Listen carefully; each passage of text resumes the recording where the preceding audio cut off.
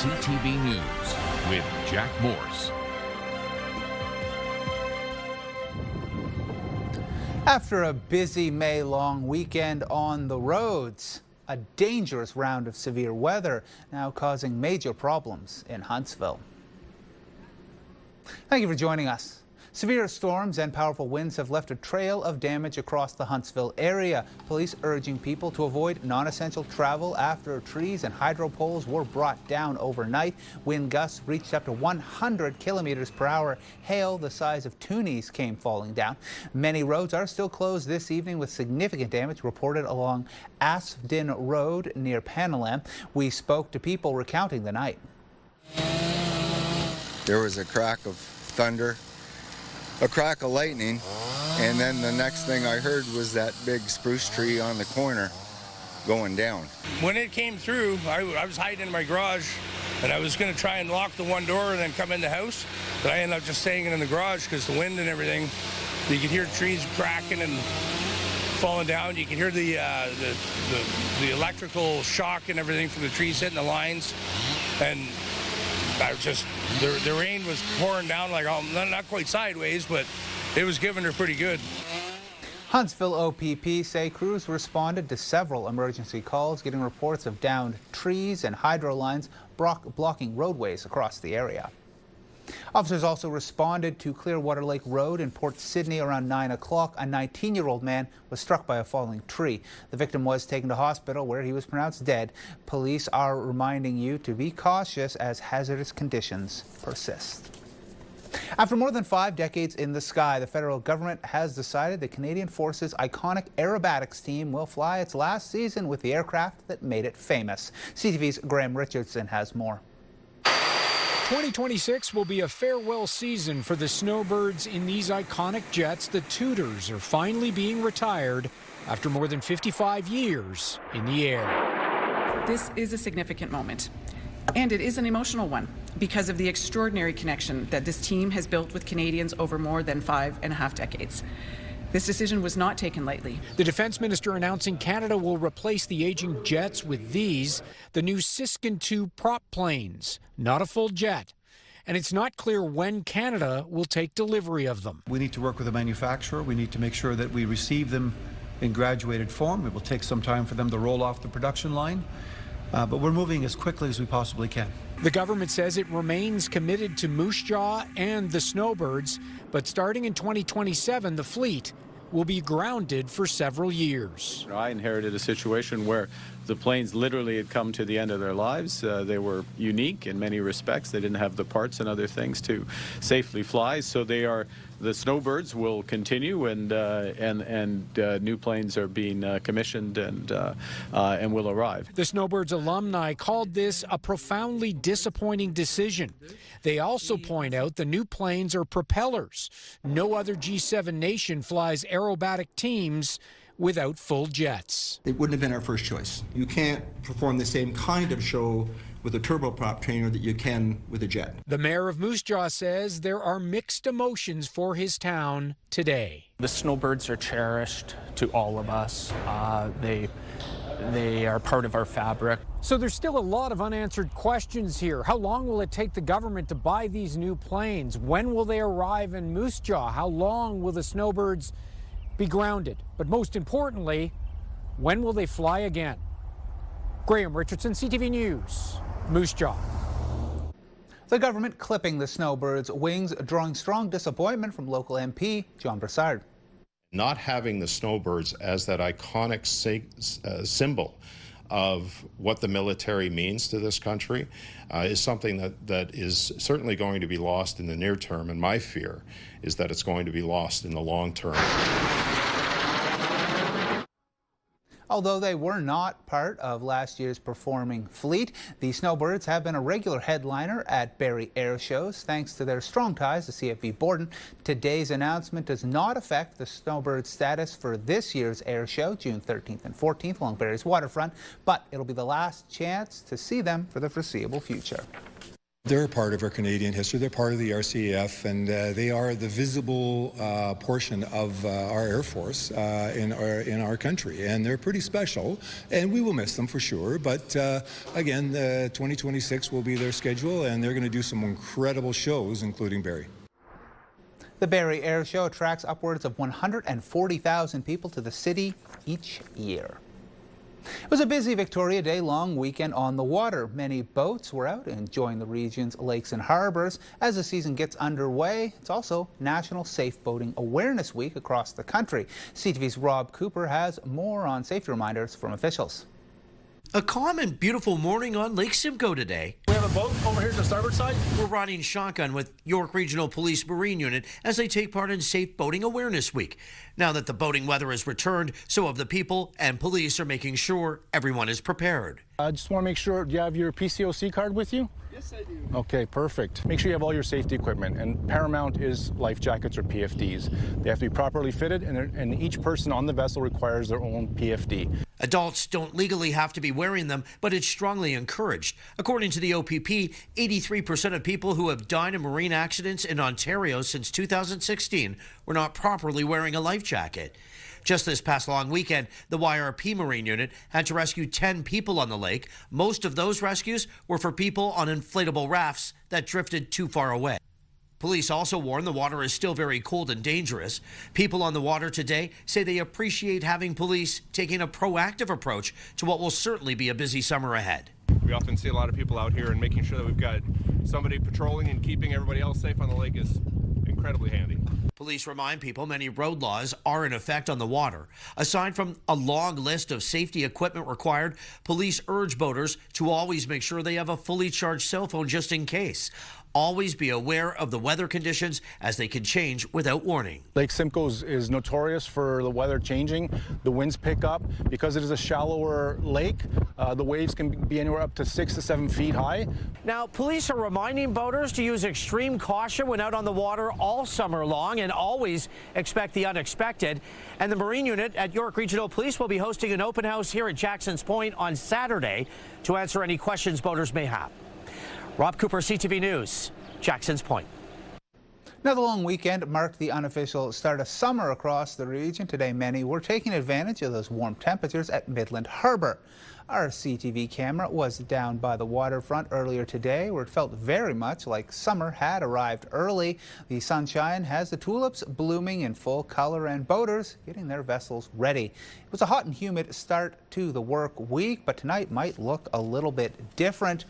For more on that, let's say hello to Casey Colby, who's outside for our first look at weather. Case. Well, it doesn't feel any different right now, Jack. It's still hot and humid, that is for sure. And it sounds like something's making its way towards us, and there is no mistake that we are under, for the better part of our region, a severe thunderstorm watch for just about everyone in our region, with the exception of... The following is a message from the Canadian National Public Alerting System.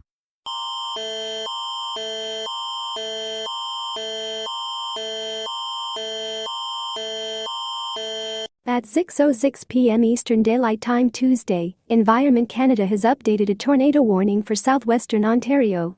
Extra care and attention should be exercised. The following localities are included in the warning: London, Middlesex, Elgin, Oxford and Brant. Environment Canada meteorologists are tracking a severe thunderstorm that is possibly producing a tornado. Damaging winds, large hail and locally intense rainfall are also possible. Take cover immediately if threatening weather approaches. Please consult local media for more information. Making its way towards us, radar satellite images over the last little while, and this system, I know, it just seems to keep giving, you might say. And look at the line stretching right down southern United States through the Ohio Valley, making its way right up to us. And it really is just about 3 lines of systems that are evolving, and some of them are quite active. And coming up, it's what's behind the system that is really going to raise some eyebrows. All that coming up in a few minutes' time with the full forecast. Back inside, Jack. All right, thank you, KC. Barrie police are searching for a suspect in an assault this morning. It happened on Bayfield Street near Heather Street around 9 o'clock. Police say a man in his early 60s was hospitalized. They believe the suspect is a man in his 30s. Anyone with information about the incident is asked to come forward. Classes are canceled this week at St. Teresa's Catholic High School after a fire broke out inside the building over the weekend. Emergency crews responded early Saturday morning, where they say sprinklers helped contain the fire to a single room. No injuries were reported. Officials say the fire is not considered suspicious. There's smoke and water damage in the north wing of the school. It'll be undergoing restoration work until Friday. OPP is investigating a crash on Highway 400 that sent 2 people to hospital Victoria Day. It happened on the northbound side just past the Highway 11 split, involving a pickup truck and an SUV. Police say the pickup driver was ejected from his vehicle after it rolled over, airlifted to hospital with non-life-threatening injuries. The driver of the SUV was hospitalized as a precaution. Police are also investigating a fatal ATV crash in Severn Township. Emergency crews responded Sunday evening to a single vehicle crash on Laughlin Falls Road between Lovering Line and Taylor Line. A 26-year-old man, the rider, was pronounced dead at the scene. The investigation is continuing. A 13-year-old is facing charges after police say he stole his parents' vehicle and tried to flee from officers in Muskoka this morning. Bracebridge OPP got a call from Peel Regional Police about a Brampton teen driving his parents' car to Gravenhurst to visit his friends. Police say officers found the vehicle near Lofty Pines Drive and attempted a traffic stop, but the driver took off. The vehicle eventually left the road near Doe Lake Road. The youth suspect was arrested, now facing multiple charges.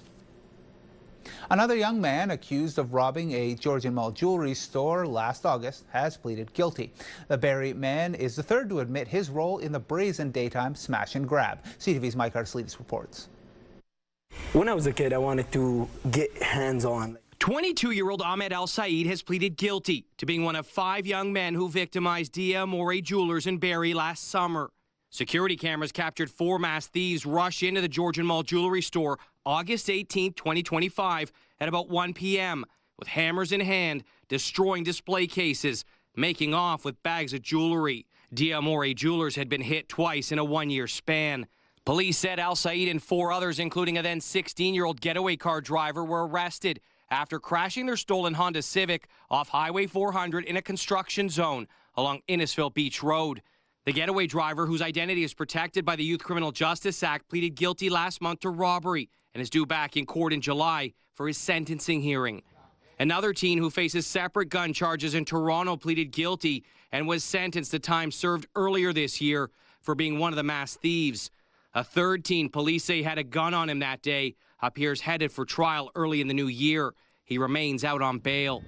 Another man, 19-year-old Josiah Smith of Mississauga, remains behind bars. Smith is facing separate robbery and weapons charges in Brampton. It's not just what they do, is what the people around them. Behind bars for 9 months, Al Saeed is the only member of the group from Barrie. Al Saeed, CTV News has learned, worked as a mechanic in Barrie but was fired in the days leading up to the jewelry store robbery. The defense is seeking a pre-sentence report that will inform the court of Al Saeed's history. Al Saeed is scheduled to return to court in early June. The allegations against his 2 remaining co-accused have not been tested in court. Mike Arslidis, CTV News, Barrie. Overnight drivers in Barrie will need to plan ahead while Bayfield Street is closed for resurfacing work. As part of the city's 2026 pavement management program, Bayfield between Sophia and Dunlop Street to Simcoe Street will be closed nightly from 9 to 7 the next morning until the 22nd and again on June 11th and 12th. Detours are in place for both northbound and southbound traffic. Soccer fans will be able to party until the wee hours during the World Cup. The province extending last call for bars until 4 in the morning. CTV's Heather Wright has more on how this could help businesses. The World Cup is the biggest sporting event on the planet, and this year's tournament will also be the most expensive, with the average ticket price in some host cities, including Toronto, sitting at well over $1,000. It's the most expensive World Cup for a long time, and yeah, fans are being priced out of being able to go to the game they love. According to a new study, New York has the highest ticket prices, an average of $1,700. Guadalajara is next at just over $1,500, followed by Dallas at $1,440 and Mexico City at $1,300. Toronto rounds out the top 5 with tickets averaging just under $1,300 apiece. At an average of roughly $500, tickets are more affordable in Vancouver, but the city tops the list when it comes to most expensive accommodations, with fans forking over an average of $922.71 a night for a 3-star hotel room. That's nearly double the cost of staying in the next most expensive cities, Seattle and New York. In Toronto, an average hotel is just shy of $300 a night. According to Destination Vancouver, the city has not yet seen a World Cup hotel bump, with bookings down 20% this year. We've heard a lot of different things. It's all speculation. We know it's going to be a busy time. With 23 days to go until the World Cup kicks off in Canada, tickets are still available in both Toronto and Vancouver, including for Canada's opening match on June 12th. But they cost upwards of $1,000 apiece, pricing out many would-be attendees, including Angela O'Hara, who lives in Toronto and won't be going to any matches. But she is excited for the beautiful game to come to town. Just being downtown with all the excitement, you can't beat it. When it comes to food, the least expensive host cities are all in Mexico, with Toronto and Vancouver in the middle of the pack. Miami is the most expensive host city to dine out in. Heather Wright, CTV News, Toronto.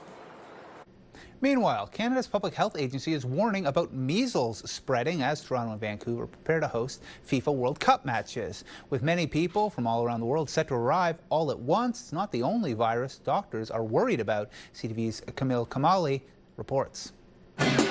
In less than a month, soccer fans from around the world will be flooding these Toronto streets with celebrations. But there's concern they'll be bringing more than just a love of the beautiful game with them. For me, it will always be a concern in terms of health hazard because, for example, not everybody will be doing the proper hygiene. And that means Althea Robinson will be taking extra precautions. Yeah, I'm going to wear a mask and sanitize. A report from the Public Health Agency of Canada says out of over a dozen infectious disease pathogens at risk of spreading during the FIFA events, there's one topping the chart, with measles the only one at high risk to the public, with Mpox second on that list at a moderate risk of transmission. In most of the communities, particularly that surround Toronto, we see lower vaccine rates, and so as a result, we've got very high risk. Last year, Canada saw its largest measles outbreak in decades, with more than 5,000 cases reported. While that spread has now slowed, the highly infectious disease is still seeing tens of thousands of cases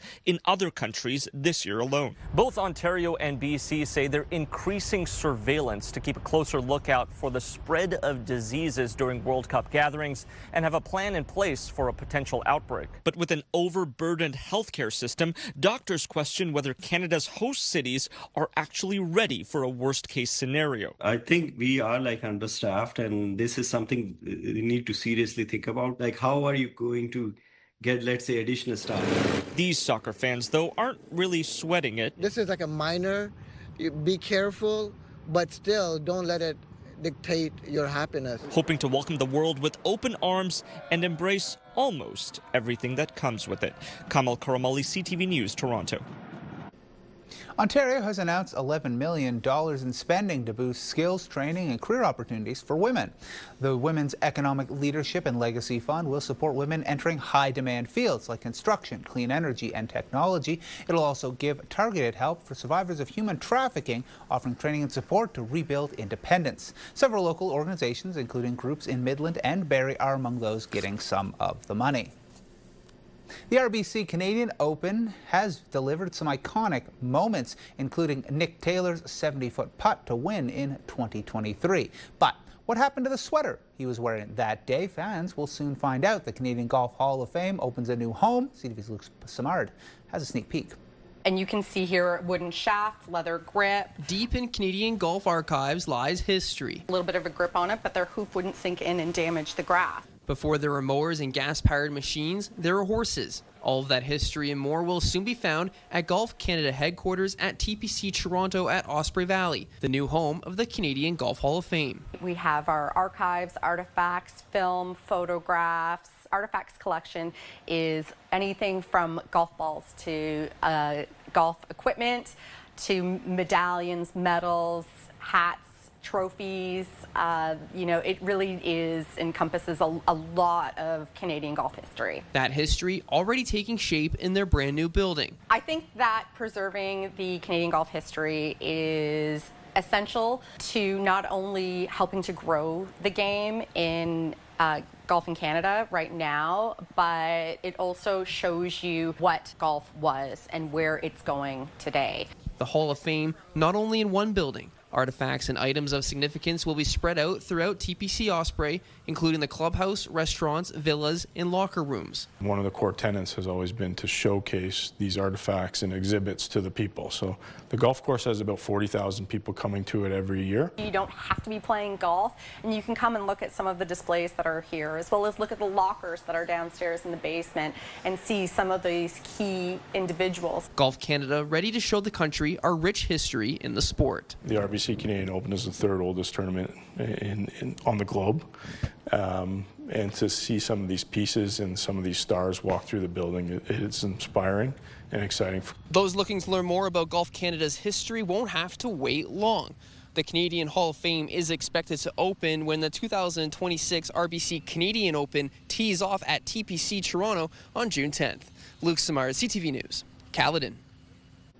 Still to come, it's the day-long softball tournament that keeps growing for a good cause. 32 teams took the field of the Barrie Sports Complex to support athletes in the Special Olympics. Plus, what happens when you combine fiddle music, square dancing, and service dogs? Find out as we look what happened over the long weekend. You're watching CTV News Barrie.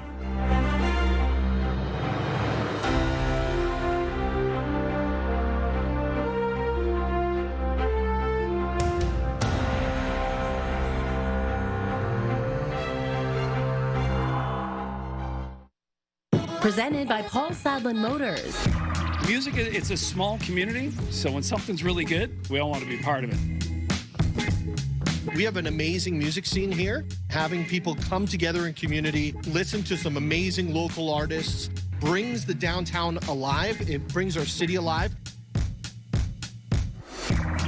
Troubadour Festival 2026 is going to be off the hook. Road Hammers, got the Watchmen, Bahamas, going to be great.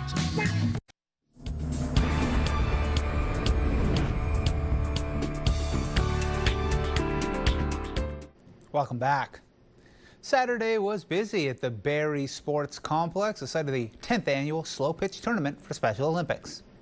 We have 32 teams. It's a tournament where local teams have Special Olympians play on their teams with them. So it's a day of inclusion, and yeah, each team gets an athlete that we put on their team for them, and they play and have a great time. It's amazing to have a good day, to support the community, support everyone that needs the help that they can get, and enjoy a great day that's honored to people that want to play. They deserve to be included in everything that we do, no matter what. Inclusion is number one. It's just amazing that Special Olympics can give people with intellectual disabilities to come out, compete, and play the sports that they love so much when they were growing up. I'm happy to play against people that are higher level than me, and it makes me learn more. The tournament raises nearly $15,000 each year to support programming for the Special Olympics Ontario.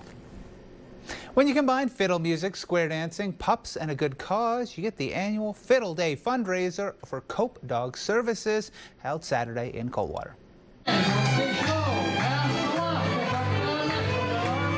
Ralph and Sandy Price throw this annually for Cope, and I believe they've already raised over $6,000 just this year for Cope service dogs.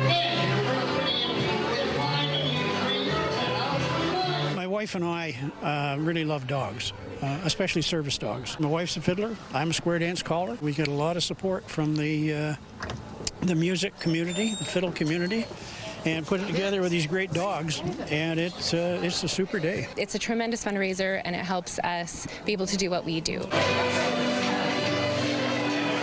Well, I fall very easily.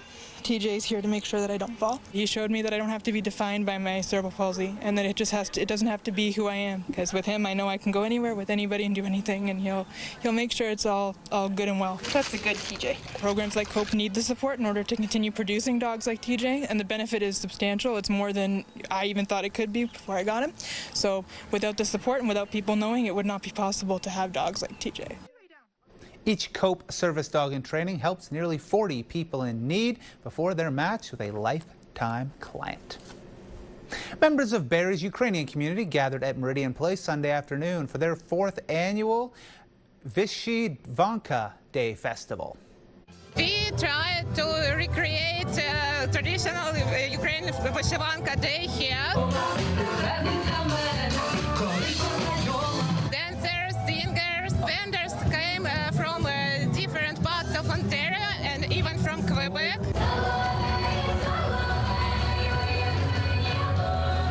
Vyshyvanka is an important symbol of Ukraine heritage and identity for everyone. And today we host many people from a different location, and we are welcome to wear your Vyshyvanka, special Vyshyvanka clothes.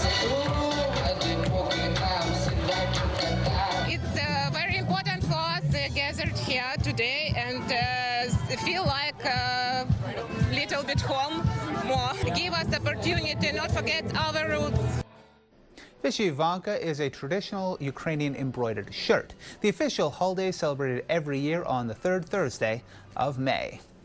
For information on all our local events, along with other stories, you can go to our website. That's where you can watch our news live online and find all our local stories and breaking news as it happens. Just head to ctvnews.ca/Barrie or scan that QR code on your screen now. Still ahead tonight, a Canadian rock legend is coming our way. Kim Mitchell set to hit the stage. We'll have more on what you can expect from the high-energy show. But first, let's check in with Casey in the garden. Ladies and gentlemen, down in the southwestern part of the province around Kitchener, there is a tornado warning. It's not in our region. Not yet, anyway. We're keeping our eye on that. We are looking at severe thunderstorm warning in effect and a heat warning. We're keeping our eye on all tornadic activity across the province. There we go right now, taking a look as the rain comes down. And our weather watcher, Art East, will have a look. Evan says, yeah, these thunderstorms, well, they have even the mice in the barn afraid. You're watching CTV News Barrie.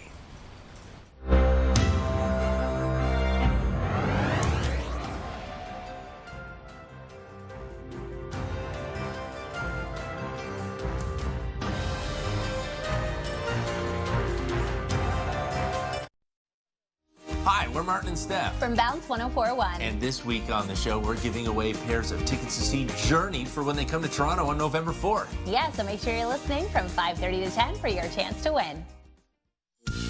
Picture this, brought to you by Bounce 104.1 and Pure Country 106.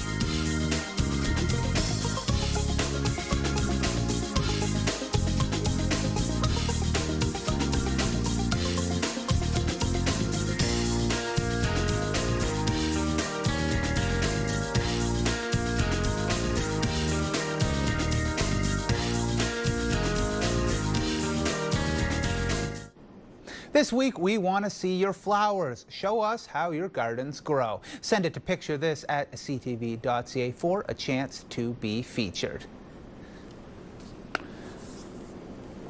So we are looking now, going to the weather here. Well, hi, Jack. Yes, little system failure there. As you can tell, no system failure up here as far as Mother Nature goes. Rain's coming down, and certainly in elevated volume. I'm going to be speaking because I'm contending with the rain and the inevitable thunder and lightning. And as you can see, it's coming down pretty good right now. Yes, indeed. And it should come down in your area, too. I will reiterate it in the southwest corner of the province, just southwest of Kitchener, Waterloo. There is a tornado warning. It has not reached our area, but we're keeping a very careful eye on it. We'll inform you as to exactly where we stand with that. Where we stand, a heat warning, yes, and severe thunderstorm warning in effect. And this, radar satellite images are showing us just how quickly this system is making its way through our region, and it has some lively moments, to say the least. This is the temperature outside your door as we speak. It looks like 26 degrees in Newmarket, 29 in Toronto. Certainly that southwest part of the province, the hottest area right now of the province. Looks like 26 in Owen Sound and 22 degrees in Orillia.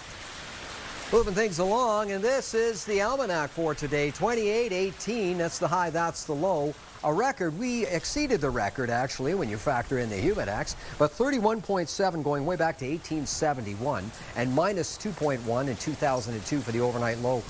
We're a long way from that overnight low, we truly are. Sunrise, sunset, 5:46, it's up, 8:46, it's down. About 14 hours and 58 minutes of daylight. This, ladies and gentlemen, is what we're to expect this evening.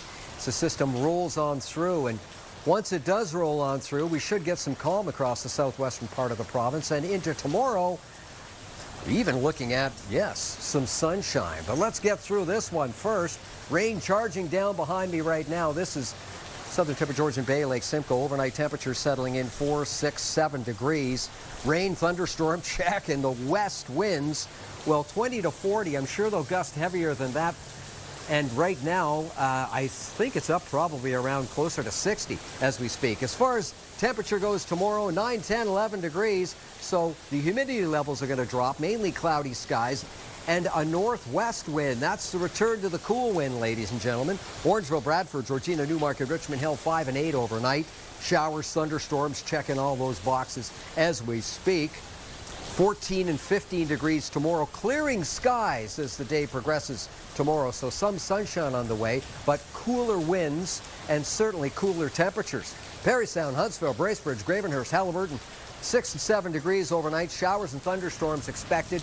No great amount of rainfall as put forth by Environment Canada, but just by how it's coming down right now, I would think that that's probably changing as we speak. 12 and 13 degrees tomorrow. Predominantly cloudy skies, but moments of sunshine. Yes, moments of sunshine. That's tonight and tomorrow, and it's a lively one. Now time for the Diamond and Diamond Lawyers 5-day extended forecast, and here we go with a change in wind direction. We're getting refreshing showers here. Thursday looks like sunny skies and 14, quite a bit cooler, about half of what we've had over the last few days. Here comes the cloud cover on Friday, 17, not really warming up much. It looks like Saturday and Sunday. Saturday at this point, showers and a high of 14 degrees, 16 on Sunday, and cloudy skies and a good chance of some shower activity. This is the 5-day for York region. And Thursday, sun and cloud and 16. So the humidity level's gone. Friday, it's looking like gone is the sunshine, too, because here comes the cloud cover. 15 on Saturday and rain, and 40% chance of shower activity on the Thursday and a high of just 16. 5-day extended forecast. Here we go. Muskoka, Parry Sound, Halliburton. Have a look. And sunny skies on Thursday, 15. Yes, looks like the cooler temperatures are riding into the weekend. Friday, cloudy skies. Sun has gone away, it looks like, as per Environment Canada for the weekend. Saturday has shower activity, 17 degrees, and 40% chance of more rain coming down on Sunday. At this point, the rain's coming down pretty good. We have heard some thunder. We have not seen much lightning, but as you can see right now from the parking lot, doing a slow pullback as per cameraman Davey Dahl, and you can see, yeah, we're getting a little refreshing shower out here right now. Good idea if you can. Stay inside this evening. Be safe and be dry. We'll keep you updated. Back inside, Jack. All right, thank you, Casey. Stay safe. Despite the warm weather we saw earlier today, Sleep Country urged fans to wear a fur coat in order to get a free mattress. The promotion comes after Toronto rapper Drake wore a fur coat with the retailer's logo in the music video for Slap the City, the song off his recently released albums. The brand was quick to ride that wave of attention.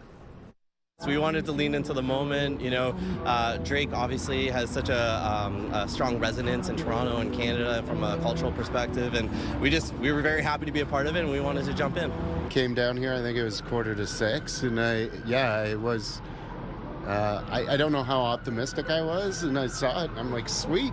I'm going to camp out here for a few hours and get a free mattress. I need a new bed. I've been sleeping on my bed for like almost 15 years. I got box spring. I got springs poking out my bed. Stains, that's bad.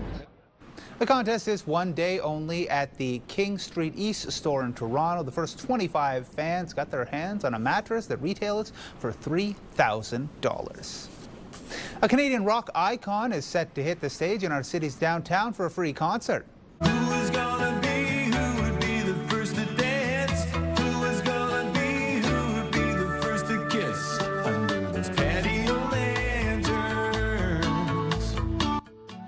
That's right, multi-platform Juno Award-winning artist Kim Mitchell's coming to Meridian Place to perform a free concert July 11th, wrapping up the Downtown Barrie Butter Tart Festival. It comes after this New Year's Eve performance when Barrie was cancelled due to the weather. Coming up after the break, we'll find out how those soaring gas prices pumped up last month's inflation rate. Plus, we'll recap tonight's top stories. You're watching CTV News Barrie.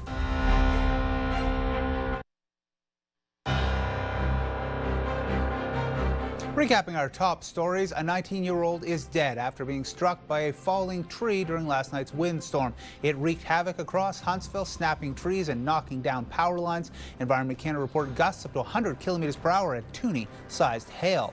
The Snowbirds' run is ending, but not before one last season. The federal government announcing the team will be grounded until their aging planes can be replaced. If you want to see them before then, they'll be at the Barrie Air Show this year.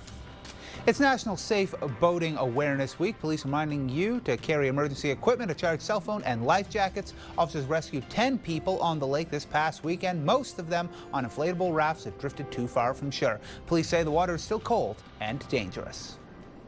Canada's inflation rate rose to 2.8% last month, driven in large part by higher energy prices, most notably gasoline, from the Iran war. CTV's John Venevali-Rao reports. In Toronto, where gas prices are well over $1.90, many motorists we spoke with said they worry they'll go even higher. Absolutely ridiculous. I wish I had more to say, but it's just honestly, it's too much. It's crazy. In my own vehicle, I noticed that I don't drive as much. And the latest headline inflation number, driven largely by the soaring cost of energy. Last month up 19% compared to a year ago. Gasoline up 28% because of the closure of the Strait of Hormuz and the switch over to a more expensive summer blend of gas. The bottom line is, we've got oil prices that are nearly double where they were at the beginning of the year. Groceries were also more expensive, though food inflation, which was 4% in March, eased to 3.5% in April. With Statistics Canada noting the pace of price hikes eased for grocery items such as fresh vegetables, chicken, coffee, and tea. Still, many continue to struggle at the checkout counter. I'm always scouring like the discount apps or, the discount aisle kind of thing and, trying to save a dollar where I can. Rents were also up, but at a slower pace, rising 3.6% year over year. And some items were on the decline, including travel tours. Experts think the higher fuel costs just haven't filtered into the price of many items. But some also believe higher energy costs may actually be pushing down prices elsewhere as consumers spend less. Because of those higher fuel costs, people have less money to spend on other things. So prices are easing in other areas. Meanwhile, economists say with inflation outside of gas and food prices relatively tame, it'll take pressure off of the Bank of Canada to raise interest rates. John Venevali-Rao, CTV News, Toronto. Now, what does that rising inflation number mean for stock markets? Let's go ahead and look at where today's numbers closed. The TSX was down 92 points. The Dow was down 322. The Nasdaq down 222.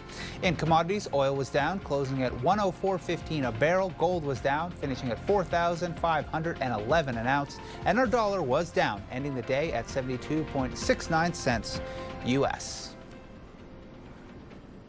As summer approaches, the world's eyeing Canada as a tourism destination. CTV's Rachel Aiello traveled to Prince Edward County to learn what's giving businesses hope for a busy season there and the challenges they're facing to become a year-round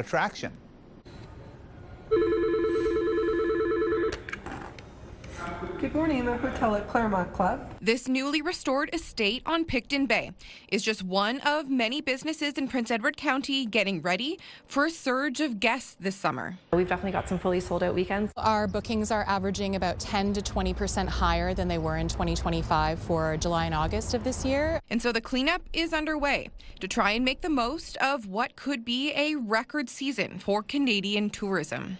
Nationwide, this year, visitors are expected to spend more than $140 billion, up 6% from last year. There's also a push to pitch the county as a four-season travel destination so that dreary weather days like today don't hit businesses' bottom lines quite as hard. Right now, a lot of businesses close in the winter time, and the goal is to keep them open year-round. But that will require hiring more workers.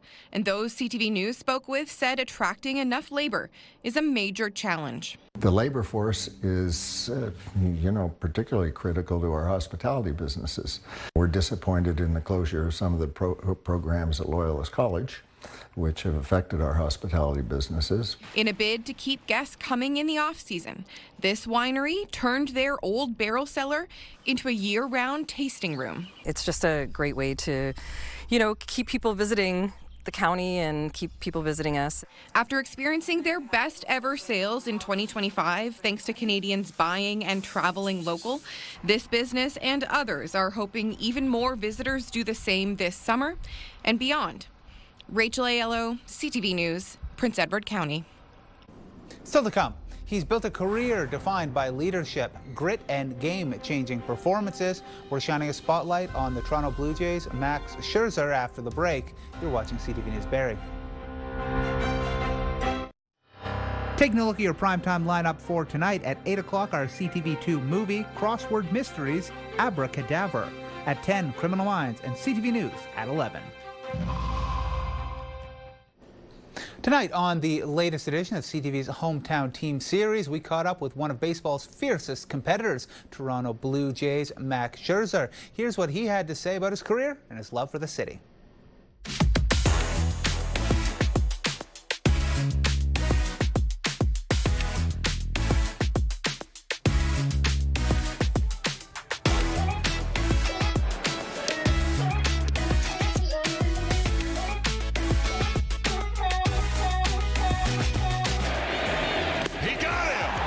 I've been playing baseball my entire life. I mean, my earliest memories are hitting a wiffle ball with my dad in the basement, out in the backyard. I remember I fired my first strike. I'll never forget that feeling. Max Scherzer! The following is a message from the Canadian National Public Alerting System.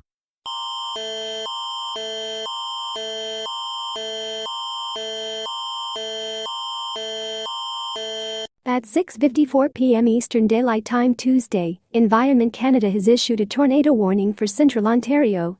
Extra care and attention should be exercised in and around the following localities: Fenelon Falls, Balsam Lake Park, Apsley and Woodview. Environment Canada meteorologists are tracking a severe thunderstorm that is possibly producing a tornado.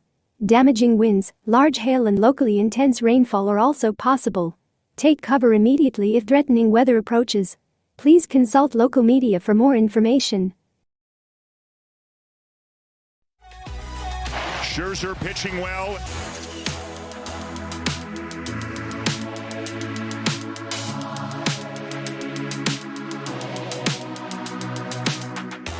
Oh man, when Berg wrote that letter and we opened up and saw that tugged at all of our hearts, both my wife and I. And we kind of all had that same feeling.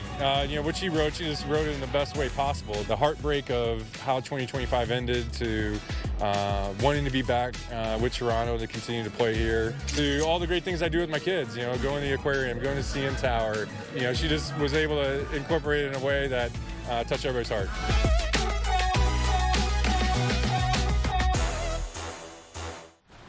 All right, we're going back to KC now. Obviously, the weather's not great out there right now. Casey, the get up and go, how's it looking?